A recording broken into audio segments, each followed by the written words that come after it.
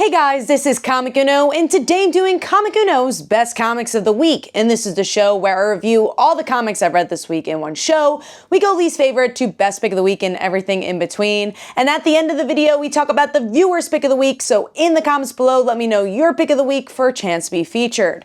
Now, before we get started, of course, give this video a like so we can get this series out to even more people.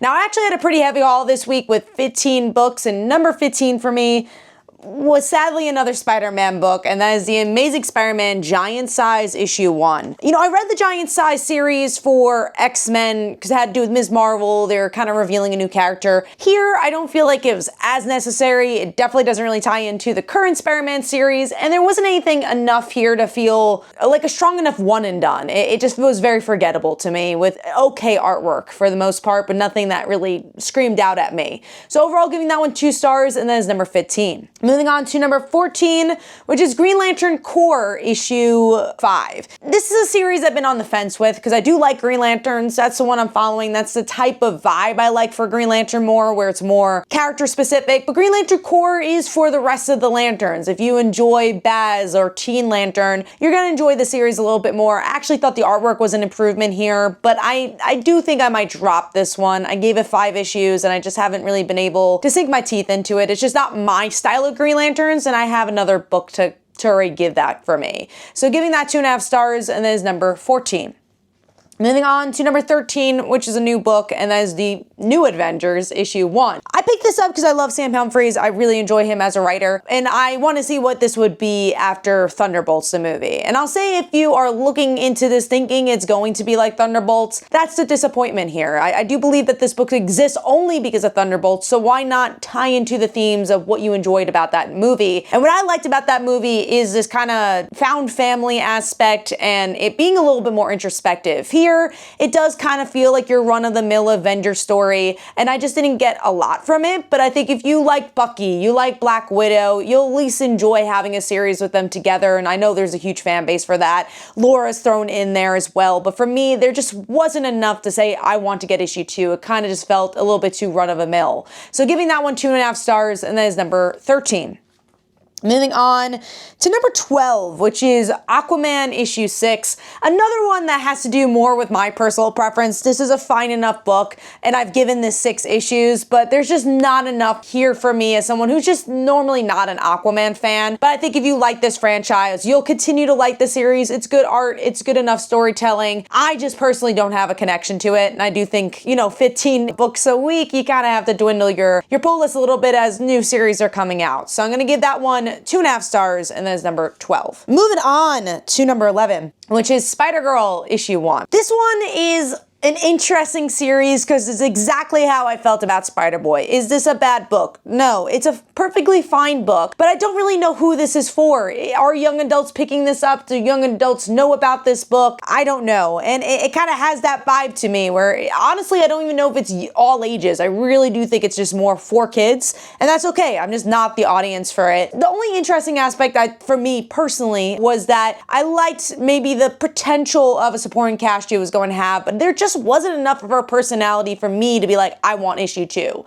Again, perfectly fine book that I just don't think gave me enough for a second issue, and that is 3 stars, and that is number 11.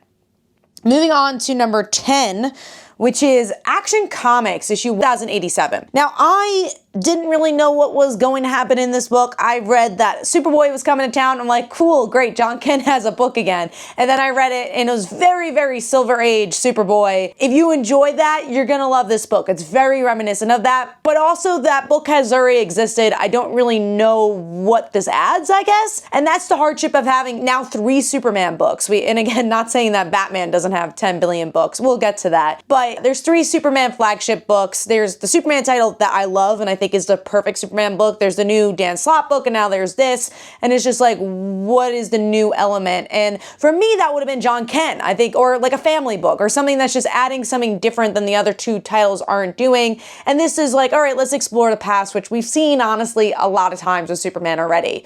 I love Skylar Page's artwork, though. That's something that really was a highlight for me, is seeing Skylar on a flagship book. I think her work is so crisp here, you know, the best I've seen it, honestly, and she just keeps improving and improving and is just such a star. And if I do continue it, I do feel like it will be because of Skylar. So giving that one 3 stars, and that is number 10, I believe. Moving on to number 9, this is so similar to Spider-Girl's problem, I will say, and that's Trinity, daughter of Wonder Woman, issue 1. Now, if you've been enjoying the backup stories of Wonder Woman, it is very much the same thing. And the reason I put this a little higher than Spider-Girl is I do think there's a little bit more personality, honestly. I don't know if it's personality for me. I think it's a little too whimsical, but I do think there is a personality here, and I really like the cliffhanger. That's honestly probably a reason why I would get issue 2, is that Steve Trevor is alive and wants to see his daughter. And that's been building up in Wonder Woman, and I kind of want to see the end of that story. So I'm like, okay, that kind of gave me enough for issue 2, but there's definitely moments here that does feel kind of out of place and out of touch, and I just don't know if it, again, don't know who the audience is. It just, the whimsy didn't work particularly for me, but maybe for people who like whimsy more, it worked better for you. So giving that one 3 stars, and that is number 9. Moving on to number 8, the topic of the video, and that is Absolute Batman issue 9. So was Bane worth the hype? The creative team has been really pumping up this version of Absolute Bane. And what I've liked about Absolute Batman is that it does do something different with Batman. The scenario has changed of, it's not a gunman in the alley anymore. It's more of a mass shooting. It's more of, obviously, Martha being alive. That changes a lot of things. This version of Batman's really different, and that's what I've enjoyed about this series. But is Bane any different? Not really, at least right now. I don't know, maybe it's a little bit too early to tell, but other than him just looking bigger, that's pretty much his story. There, honestly, this issue doesn't do that much with Bane. He's in the beginning, he's in the end, and that's kind of it. So it's hard to tell if he's worth the hype or not, but it's so interesting because I feel like that's how you make a big character, right? And I guess pun intentional there. But you just got a cool look, right? Like, and very similar to Scott Snyder's other creation, like the metal character. Cannot think of his name right now, but the dark metal character that showed up is that Batman metal character, and it's like, oh, he looks cool, but I didn't really get anything else out of him, and that's kind of what I'm getting here, is like, he looks cool, so that's why we should like him, and that's why I don't know if it'll be worth the hype, just that he looks bigger than normal Bane, and his head is really small. So I don't know. I'm kind of in the fence with this. I thought this was an okay issue. I thought the hype was not met for me here. So giving that 3 stars, and that's number 8. Moving on to number 7, which is Marvel United issue 1, a Pride special. Now, if I had a comparable DC and Marvel's specials, I did like this one a little bit more because I think there were less stories and it just expanded the story a bit more. And the story I liked the most was the Mystique story, honestly. I thought there was a really interesting narrative about a 2-mom household and how that affects the kid, and there's a story about it. And I thought that was a really interesting lens for Mystique. And I like the characters that were showcased here. I thought the ending was interesting with Captain America's friend and seeing that dynamic. A critique I have with the Marvel Pride books is that they feature a lot of the same characters. There's always like a Captain America related character. Black Cat's been in almost every issue, which, you know, I love Black Cat, but I do want to focus on other queer characters in the Marvel universe that exist, like a Carolina Ornico or Northstar or Julie Power. Like, there's some really awesome queer characters that just don't have time to have spotlight. Like, we are going to be seeing Black Cat in the future Spider-Man stories. But I'll also say that was a critique in my DC stories where it's just like, oh, we only see them for once a year and then they kind of disappear. So it almost does feel, I'm always backtracking a little bit on my thoughts there, where I'm just like, oh, at least we do get to see Black Cat and we get to see her continued story. But overall, giving this one 3 stars, I thought it was solid enough. Obviously, these stories are very important. I love seeing these stories, and I want to see Marvel and DC continue to do them. So giving that 3 stars, and that is number 7. Moving on to number 6, this is the one I was mentioning when I was talking about Superman. That's Robin and Batman, Jason Todd. So, of course, like I was saying, you know, do I give the same critique to Batman as I do to Superman? Yeah, like, I think it's hysterical that there's a Batman and Robin series, and they're like, well, we kind of want another one. What do we do? Let's call it Robin and Batman. And obviously, they're both very different series. I think the comment I'll at least say for this one, it is a Jason Todd story. So it's like, okay, at least you're focusing on a different side of Batman here. And I thought it was okay. It was a decent story. I like Dustin Nguyen's artwork. I feel like it stands out from a lot of other artists, and it's very specific, and I think it works for the story. I liked seeing Jason Todd kind of getting to this moment of being a killer, but the two critiques I have of that is like, we've seen this story before, that's A, and then B, they kind of spoil the ending a little bit. Like, there's this moment where Jason kills someone and it's already revealed that it wasn't him. So I'm like, okay, like, I feel like that cliffhanger could have been stronger. But I do think Jeff Lemire does a good job at those character moments, which makes this a little higher than maybe some of those other books that are doing the same story over and over again. Like, yes, I've heard this before, but it's at least the way it was written felt very introspective.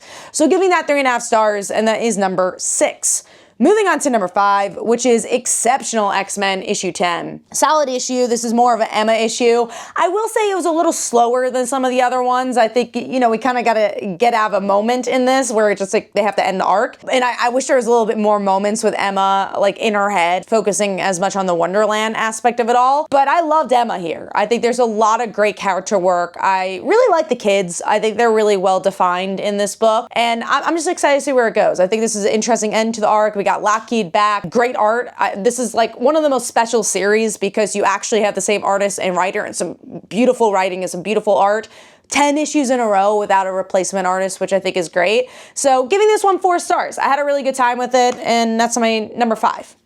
Moving on to number 4, which is Supergirl issue 2. I really think this is Silver Age done right. Again, when I was talking about Action Comics, and a lot of Mark Waid's storytelling just feels very stuff I've seen before, because obviously Mark Waid's been writing for DC for like 30 plus years. But for this, it felt like something I've seen before, but it has its own twist to it. And what I liked is it's very Silver Age. Even like the talking is very Silver Age. But it's this new character that exists who's pretending to be Supergirl. And what I loved about this issue was that they don't wait around to say, who is she? What's her secret? They just kind of tell you in this issue, and they're building that character, all while, you know, Supergirl's trying to find her own place here. And again, while it's kind of like talky in the Silver Age, while still doing some modern stuff, like, you know, in intertwining Lena Luthor. And obviously, as fans of the Supergirl show, you're like, oh, cool, Lena and Supergirl are together. What's that going to be like? And you're tying into the regular Superman series. I just think this is really well balanced issue where it ties in nostalgia but still feels like it's doing something new.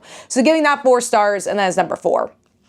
Moving on to number 3 there's a book I read digitally, Toxic Team-Up issue 1. I don't know anything about the Toxic Avengers, but I love Second Coming. It's legit one of my favorite comic book series of all time, so I had to pick this up. I've missed Jesus, and this is a really good example of how to do a team-up book, because I don't know anything about Toxic Avengers, as I said, but I learned a lot about this character, and they use theme really well to tie these characters together. And also, if you've never read Second Coming, you get the humor of it, you get what the series is about. This outlandish world we live in is how would Jesus Christ react to it? And we get to see that through the Toxic Avengers eyes, and, you know, we get a mix of capitalism and all that fun jazz. And it's just a really well done book that is thoughtful and funny and exactly all the reasons I've loved Second Coming in the past, except now throw in the Toxic Avengers and I get to learn a little bit more about that character. So overall, giving that one 4 stars, and that is number 3.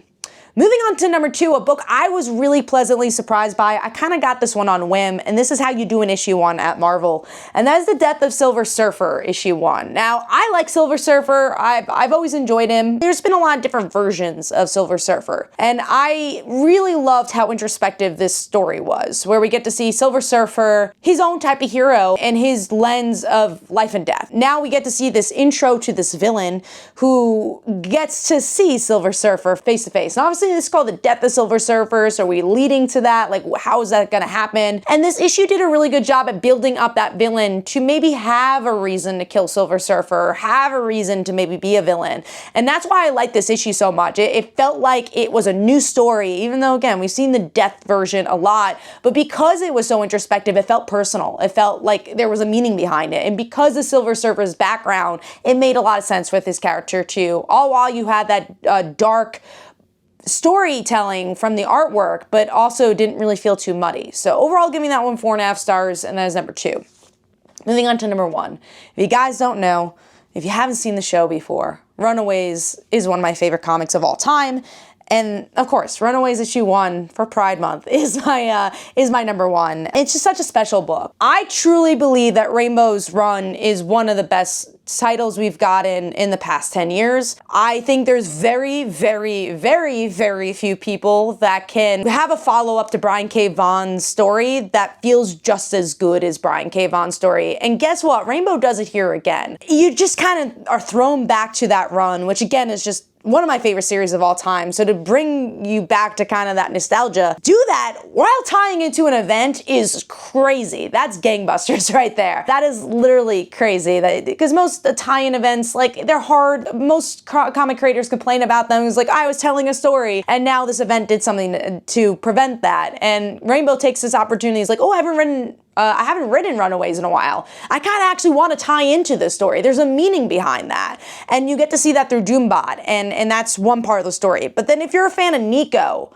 oh my God, the stuff that's happening in Nico this issue, where she is dealing with the loss of everybody and feeling left behind, all while trying to run this team. And there's so many specific details that Rainbow has done such a beautiful job with that really play a part here. Like Molly talking about everyone leaving in the past and saying, well, yeah, Carolina left twice, you know, dealing with all that history of Runaways. And it just brings you back to that story and you're ready for more. And something I want to really to compliment the artist for as well is that Chris Anka had a very specific style for the book, and the artist does such a beautiful job at having her own style, but then also kind of relating to that style that we've known and love. And then same thing from the lettering standpoint. It just does a great job to feel like, hey, the gang's back together. And Runaways is that special series. It's very culty. It's very like, you know, it's the found family aspect of it all. And I think it just does a beautiful job with that. And guess what, guys? It's been a while, but I'm giving this one 5 stars. I just loved it, and it is everything I love about comics. So giving that one 5 stars, that is my pick of the week. Hopefully you guys enjoyed. This is Comic Uno. Let me know in the comments below what your pick of the week was, and last week's pick of the week was The Moon is Following Us, and here are some comments about that. Hopefully you guys enjoyed. This is Comic Uno, and I'll see you guys in the next one.